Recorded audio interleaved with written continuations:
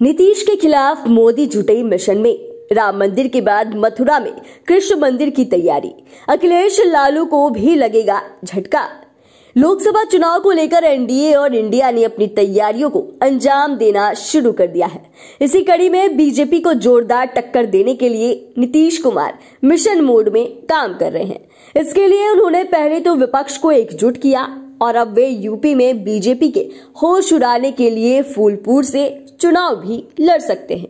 यानी कि अब नीतीश कुमार सिर्फ बिहार ही नहीं बल्कि यूपी में भी बीजेपी के लिए बड़ी चुनौती बन सकते हैं। ऐसे में भगवा पार्टी न सिर्फ नीतीश कुमार बल्कि लालू और अखिलेश यादव की गांठ ढूंढने के मिशन में जुट गई है। इसी के तहत पार्टी भगवान राम के बाद कृष्ण पर भी राजनीति करने के लिए तैयार नजर आ रही है। ऐसे में आइए इस वीडियो में हम इसी पर चर्चा करेंगे कि कैसे इंडिया से महामुकाबला करने के लिए बीजेपी फिर से हिंदुत्व को भुनाने की कोशिश में है।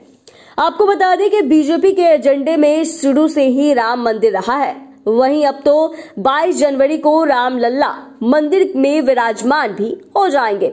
ऐसे में लोकसभा चुनावों में राम मंदिर को बीजेपी जोर शोर से भुना सकती है।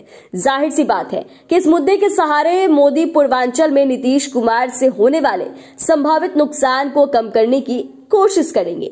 इन सब के बीच मोदी ने अचानक ही मथुरा में श्री कृष्ण जन्मभूमि जाकर और मीरा जन्मोत्सव में घंटों समय बिताकर लोगों को चौंका दिया है। दरअसल मथुरा के श्री कृष्ण जन्मभूमि का मामला भी कोर्ट में है। ऐसे में सबसे बड़ा सवाल यह है कि क्या मोदी अब राम लल्ला को विराजमान करने के बाद बीजेपी और जनता को नया एजेंडा देने की तैयारी में है।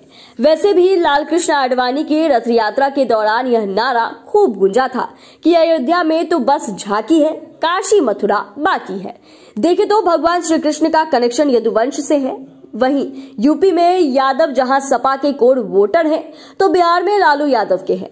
ऐसे में बीजेपी का ये दाव सपा और राजद के लिए टेंशन बढ़ाने वाला साबित हो सकता है। खासकर यूपी में बीजेपी इस बार क्लीन स्वीप करने के मोड में है। इसकी वजह यह है कि कई राज्यों में पुराने सहयोगियों के एनडीए से अलग होने पर बीजेपी इसकी भरपाई उत्तर प्रदेश से करना चाह रही है। लेकिन अब तो नीतीश कुमार भी फूलपुर से चुनाव लड़कर यूपी में बीजेपी को टेंशन देने के लिए तैयार नजर आ रहे हैं। देखें तो जदयू की नजर सिर्फ बिहार ही नहीं बल्कि उत्तर प्रदेश में भी है।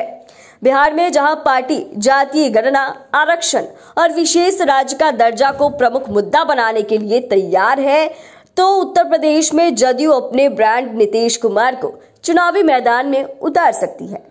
ऐसा कहा जा रहा है कि इनके लिए फूलपुर में सब कुछ सेट है, बस इसका ऐलान होना बाकी है। वैसे भी फूलपुर में नीतीश कुमार की मौजूदगी का प्रभाव कई लोकसभा क्षेत्रों में पड़ सकता है।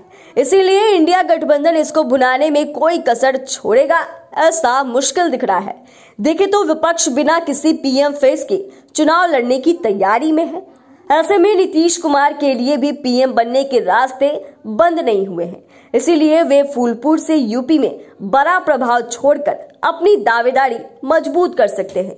हालांकि बीजेपी को भी संभवतः इसका एहसास है कि इस बार नीतीश कुमार की वजह से बिहार और यूपी में कई सीटों पर पार्टी का समीकरण खराब हो सकता है। इसीलिए बीजेपी फिर से हिंदुत्व को जोर शोर से भुनाने की तैयारी में जुट गई है। इसी कड़ी में पार्टी ने सियासी बिसात बिछा दिया है। वहीं पीएम मोदी के श्री कृष्ण जन्मभूमि जाने को इस रणनीति से जोड़कर देखा जा रहा है। हो सकता है कि चुनावों के दौरान मोदी इसको लेकर बड़े वादे करते हुए भी नजर आए। अब देखना यह है कि आगामी लोकसभा चुनावों में मथुरा और फूलपुर से एनडीए और इंडिया में किसको फायदा या नुकसान होता है।